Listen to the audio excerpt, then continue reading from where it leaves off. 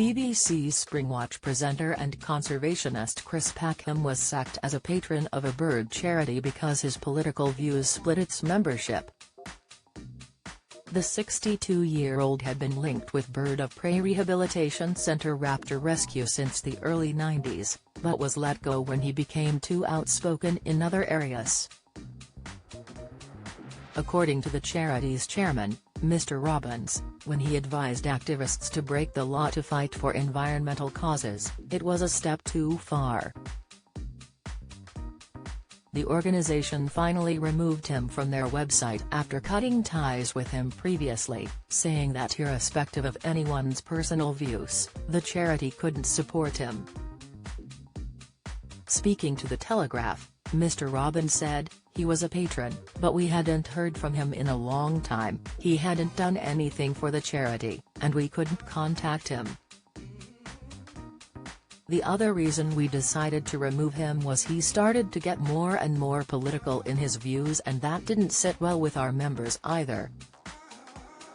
Packham recently compared the Just Stop Oil protest group to the suffragettes, claiming breaking the law when campaigning against climate change policies was ethically responsible, as long as nobody gets hurt.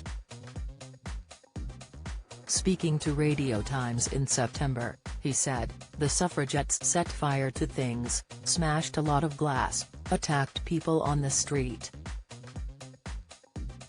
And in apartheid, they were blowing up trains, blowing up factories. What the climate movement is grudgingly having to accept is that maybe that radical flank will develop. At the moment, no one is blowing up an oil refinery, but a lot of people think that is very likely to happen." Chris has recently returned to social media, taking to Twitter on Thursday evening to share his opinion on Rishi Sunak's net zero policies, revealing he was taking legal action.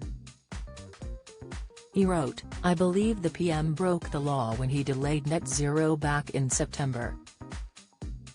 The government are under obligation from the Climate Change Act to meet net zero by 2050 through their own carbon budget. This can't be abandoned on a whim. That's why I'm taking them to the High Court." On a fundraiser to pay for legal costs, Chris and his followers have already raised more than £81,000 out of a £100,000 target.